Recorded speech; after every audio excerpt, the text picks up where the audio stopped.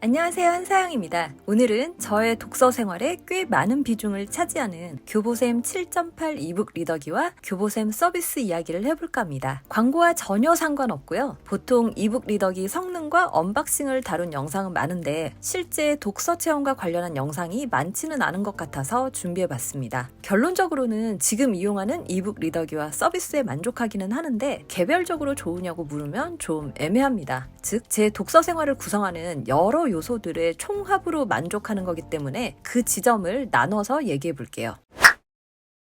저는 원래 전자책보다 종이책을 선호하는데 책장 수납이 불편해지니 점점 전자책도 많이 찾게 되더라고요. 비교적 내용이 가벼운 책들은 전자책을 점점 더 선호하게 되는 것 같습니다. 하지만 지금도 내용이 묵직한 학술 도서는 종이책에 색연필로 밑줄 긋고 옆에 메모를 해야 생각이 더 잘 굴러가더라고요. 전자책에 줄긋기와 메모 기능이 있긴 하지만 분명 다른 경험입니다. 예전에 제가 계획이나 아이디어 발상과 관련해서 생각이 발산될 때는 종이가 더 좋고 정리할 때는 전자툴들도 유용하다는 이야기를 언급했던 것 같은데요. 저 같은 경우 분명 매체의 차이가 독서할 때 사고의 차이도 가져오는 것 같습니다.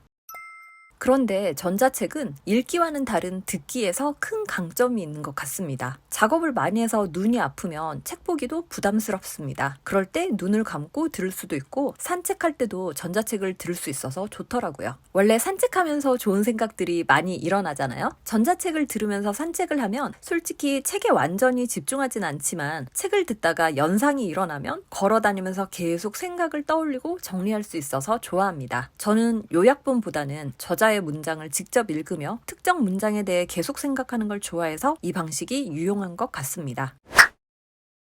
그렇다면 그냥 어플을 다운받아 핸드폰이든 태블릿이든 설치하고 쓰면 되지 꼭 이북 리더기까지 있어야 하나? 이 부분을 정말 많이 고민했습니다. 왜냐하면 교보샘 7.8이 어플보다 반응 속도도 느리고 색도 흑백만 지원해서 답답한 부분이 많거든요. 그렇지만 일반 어플로 볼 때는 정말 눈이 많이 피로해져서 오래 보기 힘든데 이북 리더기는 눈이 훨씬 덜 불편합니다. 단지 이 이유 하나 때문에 이북 리더기를 구매하기로 했습니다. 하지만 그러기엔 단말기 자체에 대한 만족도가 높은 건 아니어서 가격이 좀 부담스럽더라고요. 단말기 자체에 대한 아쉬움을 교보샘 서비스와 연계된 상품을 구매하면서 해결했습니다. 교보샘 베이직 패밀리는 한 달에 전자책 12권을 볼 수 있고요. 각 권당 열람 기간은 180일입니다. 교보샘 무제한은 한 달 기간 안에 무제한 서비스로 계약된 책들을 모두 볼 수 있습니다. 처음 제가 교보샘 무제한 서비스를 살펴봤을 땐 제가 읽고 싶은 책들이 별로 없는 구색용 책들이 많은 것 같았거든요. 그런데 7개월 정도 쓰면서 보니 시간차를 두고 예전엔 베이직으로만 읽을 수 있던 책들이 무제한으로 풀리기도 하고 화제의 책들도 프로모션 차원인지 종종 무제한으로 풀리는 경우가 있어서 꽤 잘 쓰고 있습니다. 그래도 진짜 읽고 싶은 책들은 샘 베이직이나 그냥 전자책 구매를 따로 해야 하는 경우들도 여전히 많습니다.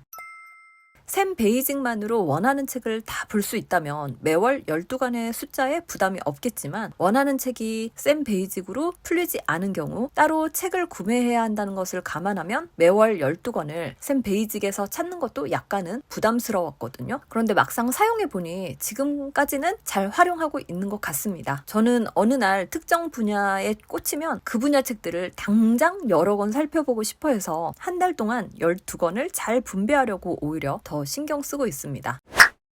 결과적으로 단말기만 구입하거나 샘 베이직 12권 서비스만 이용한다면 좀 아쉬운 면들이 있는데 이 둘을 결합한 상품을 활용한 독서 생활에는 저는 만족하고 있습니다. 이북 리더기나 전자책 서비스 고려하시는 분들께 참고가 되었으면 좋겠습니다.